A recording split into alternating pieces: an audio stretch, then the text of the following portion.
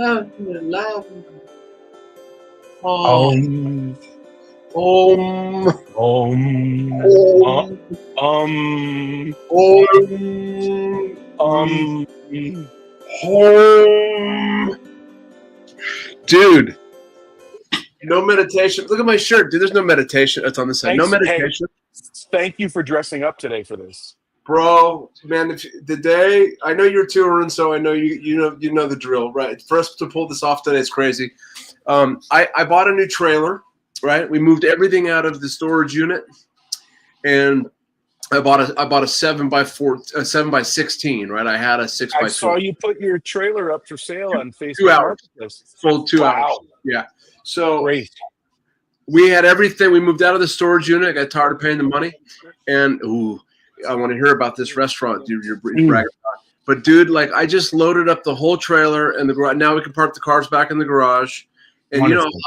I know you're in Vail, Colorado. The temperature's perfect. Here it is so hot here. And I decided. So I got up this morning, went to therapy with Joe Lay, came home, went and shot the television show with Ron Garrett. Very cool. It was a good time. Came back here, switched clothes, and got to work, man. And then the dogs were being groomed at 2. I mean, I'm just like, the chickens are still out, you know? So that's what I look like. This shirt is perfect. I look like what I feel. Now you are relaxing, and you just had. I'm not relaxing. Let me tell you what's going on. I am sitting in Vail, Colorado right now. I left New York City yesterday morning, drove 14 hours, stayed in Davenport, Iowa last night, got up at 4:30 a.m. today. I'm pulling into Grand Junction, Colorado, but I stopped in Vail to do a little lavender with you, my friend, and I stumbled upon this incredible coffee shop called Yeti Grind. Am I saying it correctly, guys? Yeti's Grind. Are you in there now? And I'm in here now. Listen how cool this place is and how cool the people working here are. Can you show all of us? Can you spin it? I'm going to show you. I'm going to spin it around. They closed at 5 o'clock, but were so sweet and kind and let me sit here while they cleaned up for the next half hour so we can do our podcast and I can have some stable internet service. How great is that? So I had, no joke, I'm not saying this. My friend Mariah made me the best egg salad sandwich I have ever had. It had sun-dried tomatoes. Tell us what's on it and talk slow because I haven't eaten it. Gosh, man, sun-dried tomatoes. It had avocado, and it was on some really, really amazingly fresh bread. All about the bread. Oh, all made fresh in-house. This place is so cool. If you're coming through Colorado, please stop at Yeti's Grind and say hi to my friends here. It's worth the stop. I like cheddar cheese on an egg salad, and I like tomato and lettuce too. A lot of people don't like those extra things on there, but I've never had that before. Hey, you know what Aaron likes? Aaron likes ketchup on an egg salad sandwich. What? Ketchup. Well, no. I was in a fantasy with you up until that point. I watch her eat it with ketchup on it, and I'm like, what are you doing? Did you ever put jelly on eggs on scrambled eggs when you were a kid? Maybe by accident, as you're putting jelly on toast, it falls off and it just sits on an egg. No, but I've never done it. Really? Yeah, man. Yeah. Hey, let's say hello to. Let's say hi to Denise. Yeah, hi Denise. Hi Denise. Patrick's here. Stevie's here. Hi Stevie. Stevie, where's Stevie? I don't see Stevie. Stevie Dunham. Oh, Stevie Dunham. Yo. Hey, man, that album. Hey guys. That album dropped. Stevie dropped the album from Matt Dorman. That happened last week. Anita, did you say hi to Anita? Yeah.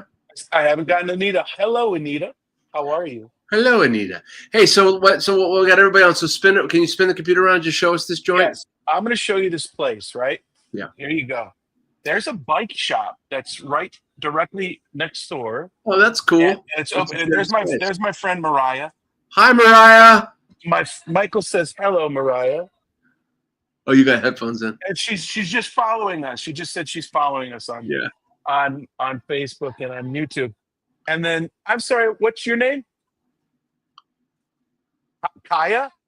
That's Kaya back there. She's just kind of getting the place all put together for the night, but really, really cool vibe. And I just have to do this, right? Just because I'm in Vail, Colorado. Let's see if you can see any of the mountains. Can you see any of the mountains right there? Yeah. That's my stomping ground, baby. I love it there. So gorgeous and so beautiful, and the weather is definitely not like Las Vegas right now. I heard I'm coming back to about 114 degrees. Man, I decided to do that trailer thing because I just had to get the garage cleared out. But we started last week. I did 2 loads of music gear out of the storage unit. Then on Friday, on the 4th of July, we decided the dump was open, so we went and got the rest of the stuff out, and I loaded the trailer with the dump stuff in the front, and then we came back here, unloaded it, then went to the dump, unloaded a full trailer full of stuff. Right. And then Sunday we didn't do anything, but then I've been going yesterday and today. Also studio stuff, man. We were in the studio last night. Chris and Jack came over and doing some original stuff before we tear the drums down. So fun, man. It's set up. How's the album coming? Is it good? It's well, we haven't circled back on all the drums are done, bass is done, but still about 8 of them. But we broke off to catch up on a few. Chris hadn't originally wanted to have Jack track on, and then we did 2 originals. One of them we sort of wrote. I only had a really rough sketch, but the writing process with those guys, we're all in headphones. All I'm doing, I'm tracking a reference of Chris, the bass, Chris, my guitar, and my vocal. And then the drums are being captured. But like we're in the moment, we're writing it in the moment. It was like, it just reminded me of being kids and playing music. And, you know, that thing, I mean, you had the studio in your house in Milwaukee. I mean, all that creative process and working with people. And it's amazing. Well, that's what I hope our compound in Wyoming turns out to be. Wyoming now. Oh, I'm sorry, Montana. I changed, yeah. So we're going to have a studio there, and the idea is that I want to bring creative people, and it's going to be food. It's going to kind of be like Live from Daryl's House, but like from more of a songwriting and big aspiration, bro. That's a lot, man. I mean, if you look at, Huey was talking to Huey Lewis the other day via text. He got the code. Hold on. Let me bend over and pick up that name real quick. I love that in your show when you do that. Oh, hold on. I pick up the names I'm dropping. No, well, he lives there, right? And so I was talking to him about he got the cochlear implants. He did it 3 months ago. But is he liking it? Is he feeling good, or is it better than it was? A little improvement. And I saw Richard Giacovino. Is he going to do our podcast now? I didn't want to push that in the moment, but I think that he'll be one of our special guests before we wrap this thing up. Yeah, I'm going to push on. Oh. But I saw Richard. We're going to still wrap it up. Is that you're lucky we're on 71, Mr. Wise Guy. You know, you're busy. You got to do a compound in Montana. You don't have time for this stuff. Anyway, so he's got a really cool piece of property there. You can see it online. It's pretty amazing. Big. Are you okay? Are you sad? Do we need to go to therapy together? No. Let me ask you something. Let's go. Oh, a lot came out of therapy today. When you were a kid and you did something bad, wrong, whatever you wanted, broke a rule, which parent or both? What happened? Like, did they come at you? Can you come up with one thing you did? You remember your parents being upset about that there was a consequence or they were disappointed? You think of anything when you were a kid, like a 10 and under? Anything come up for you? 10 and under. Did you ever shoplift? Did you lie? Did you change grades on your report card? Did your car fuck you in somebody's door? I did all that, but not until I got into my teens, maybe in the high school years. But like I was a pretty good kid. I didn't. You followed the rules when you were. Yeah, I mean, for the most part, when I got a little older, there were some things that I did that wasn't, so cool. So anything you got in trouble for, would you remember your parents coming down on you? Did they? The question I have is, like, for example, okay, I lied about something, right?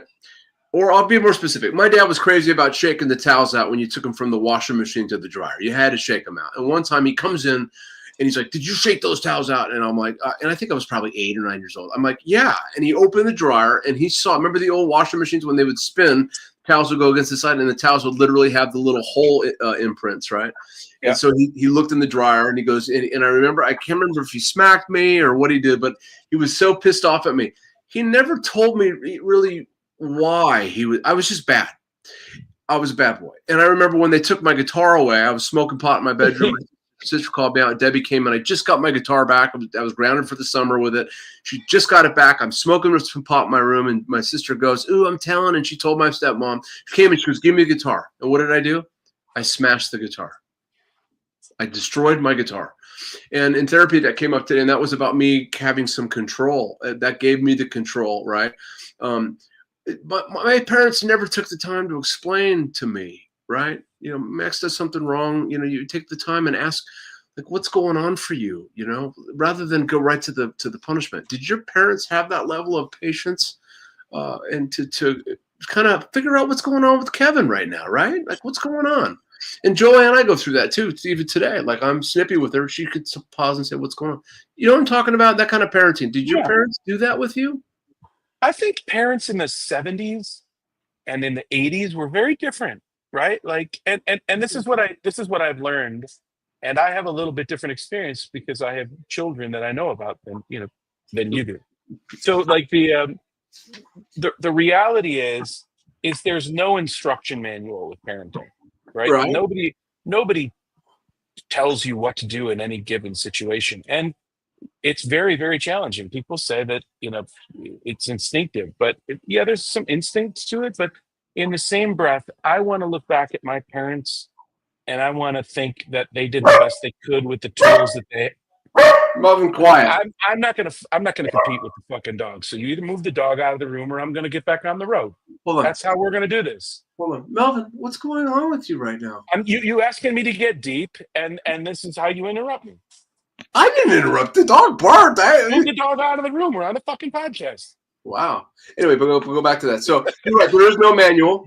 It is instinctive. There's no manual. They try to do the best they can. And listen, our parents bring the traumas and their life experiences with them. And unfortunately or fortunately, it comes out probably at times in parenting. When, I find myself now, like, okay, so I had 2 children from a previous marriage, and I have a child now from my current marriage. And it's very my style of parenting with the age that I'm at now is very different than it was. I remember when I was in my 30s.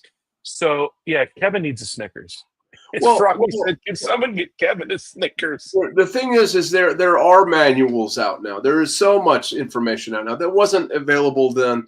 But what I'm trying to say is, there's parenting for dummies and there's books and shit. But nobody teaches you. Dude, look at Frankie. What's up, Frankie? Oh man, we got people on here that have never been on here before. I don't think he's never been on. We should have him. We should have him as a guest. Well, we only have one more episode after this, so we better make it next week. All right. And remind me to talk to you after I get off this call, because I got something to tell you. What's this right here? That photo there is a hunka burning love. Hunka burning love. What does that mean? Hunka burning love. Paula, please elaborate on that. Yeah, I don't know what Paula means there. Mr. Walker is on. That was quite a name. Isn't that great? Like he had to drop. I was texting Huey Lewis the other day. The only reason I know Huey is because Mario Cipollino, who was on our podcast, he played bass with us for a lot of years, and he's a dear friend. He introduced me to Huey. He's a dear friend. Hey, if you're going to throw it, you got to take it too. You're right. You're right. He's a guy I was in a band with, so it's an intimate relationship. But he introduced me to Huey, and Huey was very kind. And Huey and I have maintained a correspondence. That's all it is. But I wasn't dropping his name. I was just Montana. I know. I'm just giving you crap because that's what we do, right? Billy Gallagher, did he ever text you back? What's up, fellas? He texted me while we were on this. He finally responded after he called all those times. It was great. Who's Craig? Is he your buddy? Stonegate. Stonegate Photography. Hi, Craig. Hi, Craig. What's up, buddy? Hey, so tell me, how did your therapy session go today? Was it a good one?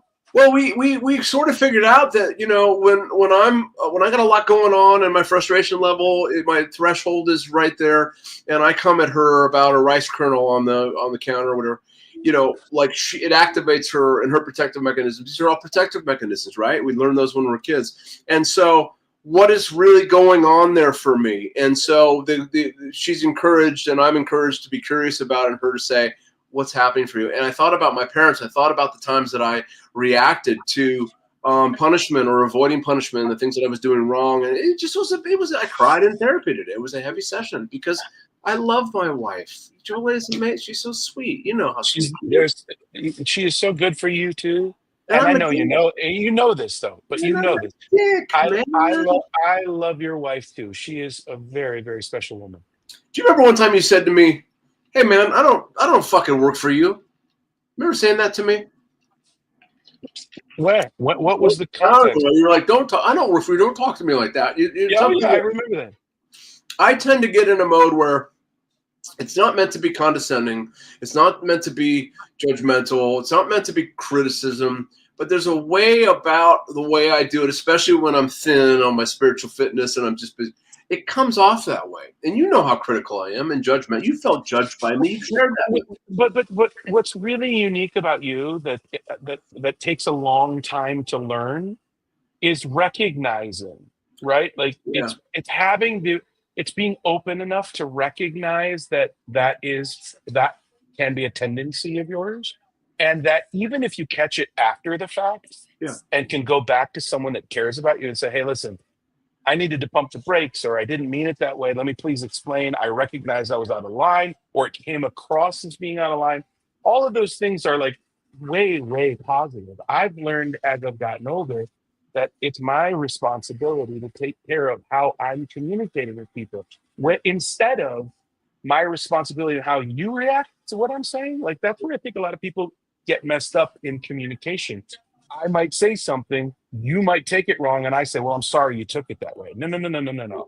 I need to look at how I say this and take that responsibility for making you react a way that might not have been the way that I was intending it to react. And when you and I went through some shit, I give you a lot of kudos. It was the reason why I didn't hang up. And I remember you saying, had you hung up, you would have brought up a lot of triggers from a lot of other things that I don't maybe necessarily know about. But what I respected most about that conversation that you and I had is that we were both open enough and frustrated with each other. That moment. And frustrated with each other, but open enough to also look at our inadequacies and understood how that played into that breakdown of communication. Not a lot of people can do that.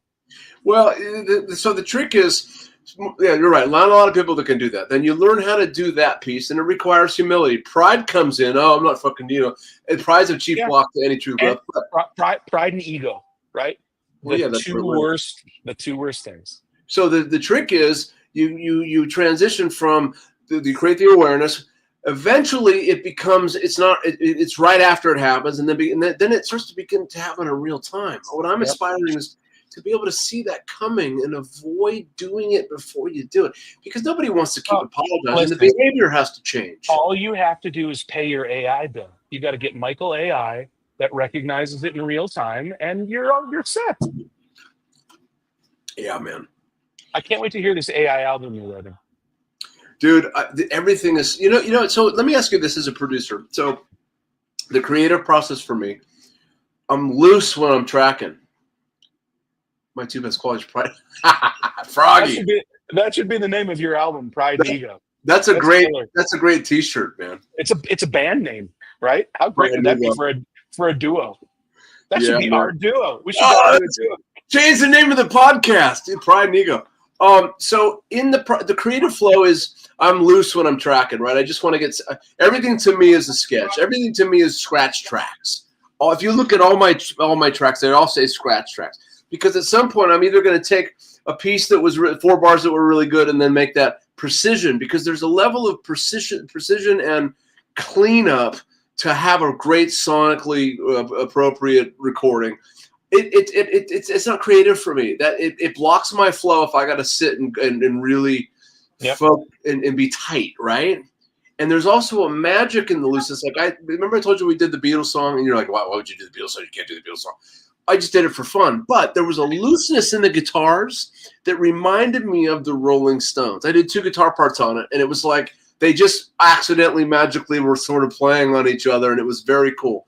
So how do you when you're recording your own stuff, are you precision from the get-go?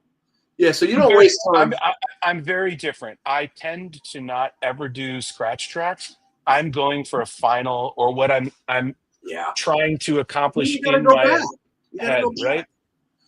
Yeah, but that helps me find stuff though. Like when I'm trying to suss out parts, especially writing original music, the reckless and pride plus ego. There you go. What the reckless stuff, they're already realized, right? We already know all the parts. Like that's a little bit different. I don't do scratch Yeah. tracks on those. I'm doing the finished tracks. But Right, when right. I'm writing original music though, and we're coming up with stuff.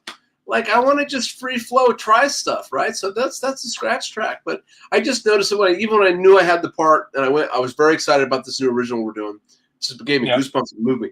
I was in a hurry to get the stuff down, right? Now listening to it back, that's got to be tighter. That's got to be tighter. But that's, I guess everybody does a little bit different. But you're a producer. I'm not a producer from a music producer, right? Show producer, maybe. It could be my patience level too, right? Like when I'm in the studio, I am so focused on getting it correct and how I'm hearing it in my brain and how to get it out. So there are times where I will experiment with a guitar, or I will experiment with a weird keyboard sound, or when you're I looking, will experiment right when I'm looking for to flesh the idea out a little bit. But I don't ever really flesh. I said flesh, yeah. Flesh the idea. I think it's flesh. I don't want to correct you, but flesh. Let the flesh the idea out. I want to, you know what I meant, right? When you're producing porn, you flesh it out. When you're producing music, you flesh it out. Yeah, man. Did you? So Ron Garrett talked a lot about today on his show about that post. Why are we talking about Ron Garrett on our show? He doesn't talk about us on his show. The topic came up, and it's all over social media right now. And it was the Birdman guy that put that post up about Las Vegas and being a performer. Did you read? You saw that, right? No, I didn't see that. Well, now everybody's resharing that post, and they're putting Vegas. It's a Vegas tombstone. Like Vegas has changed. It's never going to go back since 20. Like it shows the Vegas 19 whatever to 2020 and done. And is that that headline that said Vegas has shoulder pads now? Is that yeah? It started with that was the original post, right? And so a lot of entertainers are jumping on about that and how it's changed, and it has changed. And I don't think it's dead. It's just changing. It's changing. Well, listen, it's a human attribute to not necessarily always be accepting of change, right? Change. There's a lot of cliches about how hard change can be. People like to this particular change. A lot of the negativity is around greed and profit. And back in the day, they developed you, record labels too. But in Las Vegas, the guy took a shot with you and developed you and got behind your show and supported you and the whole thing. That ship sailed a long time ago with the 4-wall model. And I guess the greed of the hotels and the resort fees, and Sam Novak has written a ton about this, and there's a lot of frustration. Las Vegas is not a bargain town anymore. It used to be a very good bargain, buffets, and like it was a bargain. You come here. There's artists that come and play here, and their tickets are $2,000 to see them. Then they go to Australia, and they're $200, right? Yeah. So there's just like somebody had gotten greedy about this whole thing, and that's disappointing. It really is, Froggy said, dying for sure, entertainment has been priced out. I mean, look at, what is the price to go, the Adele tickets? Let's just use Adele tickets for an example, right? The Eagles tickets at the Sphere. All of those tickets are very, very expensive. Yeah. But then again, look at, you're paying for billion-dollar facilities too, right? There's a different, I'll use a term that my friend Michael Shapiro likes. When you sit and try to pencil it out, there are numbers that need to work, right?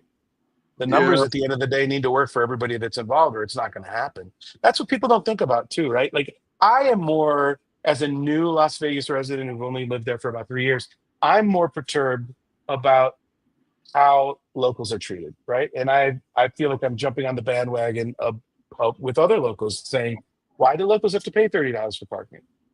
Yeah. I mean, if you really wanted to keep people coming to the Strip, if it was really about dollars and cents, I guess you're going to maximize every square footage and every dollar for every square foot you're going to do there. It's a P&L, it's a spreadsheet. It's not about people. It's not about walking the casino and seeing that when your show lets out, where do those people go? Do they patronize the restaurants? Do they patronize the casino?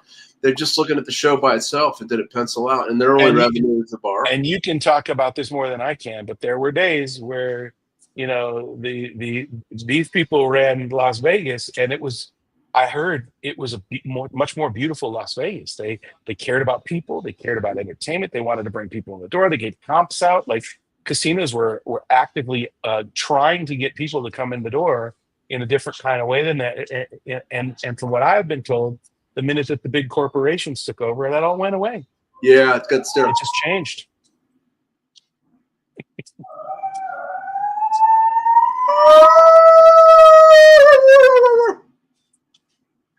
Come here, Mel. You got a bath. They got baths today. They're beautiful. Nice. Okay, Nice. so go back to your trip. So you drove? Why? I left New York City yesterday morning at 5:30. Yeah. I stayed in Iowa last night. Yeah. I drove 15 hours a day. Why? I'll stay in, and then I love the country. I love America. I love how different it looks from New York to now in the Rocky Mountains. It's the desert tomorrow. Like it's breathtaking to me. I can't And get you have enough time of to it. do it. And you know what? My show is on Thursday. I'll be back tomorrow. And honestly, my life is at such a frenetic pace, and I know you can understand that 2 days or 3 days in the car slows me down. I'm sitting in one place. I'm focusing. I'm thinking. I'm having phone calls and making conversation, and I'm getting things done in ways that are more difficult for me. Yeah. And it really is a welcome change in my day. Hey, I got to wrap things up here. These guys are getting ready to close. We got 3 They were minutes. so nice to me. Real quick. Yes. Real quick. This is a compliment to Aaron and Jolie from the great Paula Maggio. Yeah, She could not speak any truer words. I went to Fletcher Jones Mercedes Imports yesterday and looked at a Sprinter build out, amazing, and I made an offer on it. They didn't go for it, but that's to what you're saying. I love touring. I love when we used to drive from town to town in a bus or an RV, and so. I just was curious about if you're driving to avoid the flying or you're actually enjoying it. Good for you. Last question for you is going to be, when do you get home?